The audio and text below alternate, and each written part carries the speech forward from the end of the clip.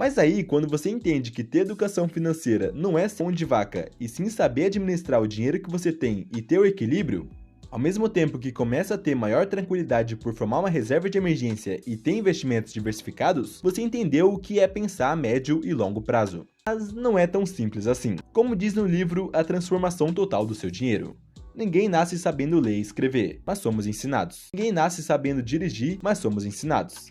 Agora, ninguém nasce sabendo lidar com o próprio dinheiro, mas não somos ensinados a isso. E é a mais pura verdade. A maioria dos atletas olímpicos fazem renúncias diariamente, de não comer besteiras, de dormir no horário correto, de treinar faça chuva ou faça sol, de não beber álcool, entre muitas outras renúncias. Para assim, quando chegar às Olimpíadas, por exemplo, alcançar o resultado, de conseguir chegar no pódio. Inclusive, muitos fazem tudo isso e mesmo assim não conseguem pódio, mas continuam se empenhando para nos próximos 4 anos conseguir melhorar a colocação e assim vai. E essa constância não é diferente quando tratamos de finanças pessoais. Praticar educação financeira não é algo que fazemos uma vez no ano ou uma vez no mês. É para a vida toda. É uma maratona, não é uma corrida de 100 metros. A educação financeira deve ser praticada todos os dias. Muitas vezes começamos endividados, totalmente sem planejamento e com as contas completamente bagunçadas. Assim, começando a estudar sobre finanças pessoais, já entende que deve gastar menos do que ganhar, cortando gastos e buscando ganhar mais. Dessa forma, quitando algumas contas que estavam em atraso, continuando fazendo a mesma coisa durante meses, para que finalmente saia do negativo. Mas não acaba por aqui. O próximo passo é ir em busca da segurança financeira, de ter uma reserva de emergência de 6 meses do seu padrão de vida, por exemplo. Assim, depois de completá-la, já é hora de pensar nos investimentos de longo prazo para garantir a aposentadoria futuramente. E por aí vai, no meio dessa maratona vão aparecer situações da vida que exigirão que você forme uma reserva pessoal, de por exemplo separar um dinheiro para comprar um carro, separar um dinheiro para o casamento, ou dar entrada em uma casa e amortizar para acabar o financiamento mais rápido e pagar menos juros. Enfim, é uma maratona, e temos que saber administrar mesmo já tendo reserva de emergência completa e investimentos, que é principalmente nesse momento que a tentação vem. Temos que manter a constância de não gastar tudo que ganhar e saber quais são as prioridades do momento.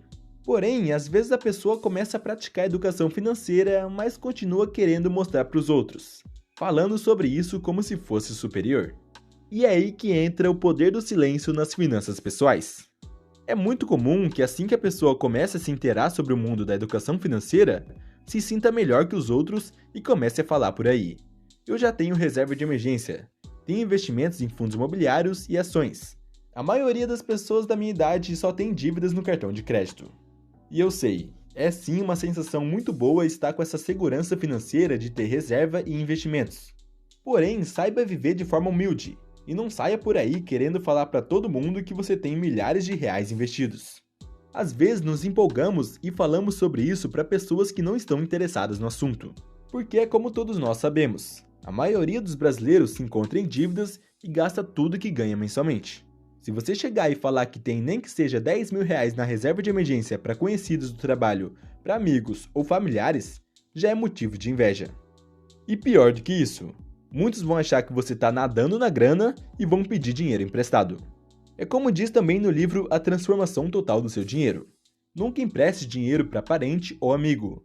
Isso será ruim para a relação, para você e para o amigo. E é a mais pura verdade. A pessoa que pede dinheiro emprestado para você só está pedindo porque se endividou, gastou acima do que podia ou não organizou as contas que tinha. Então, você emprestar dinheiro para ela vai ser mais uma dívida que ela vai fazer e muitas vezes desgastar completamente a relação de vocês. E é também por isso que falo que manter o silêncio e humildade é excelente para suas finanças pessoais. Porque assim você continua aumentando sua reserva de emergência ou investimentos. Tem até uma frase do livro A Psicologia Financeira que diz o seguinte: a partir de um determinado nível de rendimentos, tudo que você precisa fazer é não alimentar seu ego. Com isso em mente, uma das formas de aumentar suas economias é aumentando sua humildade. Eu gosto tanto dessa frase que poderíamos resumir a educação financeira apenas nisso. Porque é aquilo que já falei aqui no canal em outros vídeos.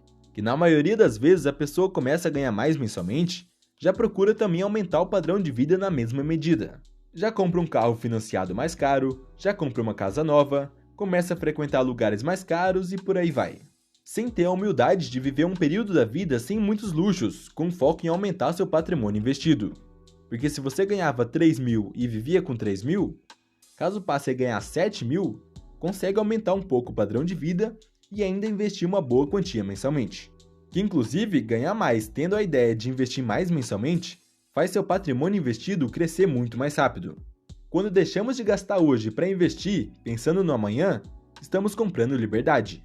É como diz no livro Os Segredos da Mente Milionária. A maioria das pessoas associa dinheiro a prazer imediato. Para mim, ele deve ser acumulado para proporcionar liberdade.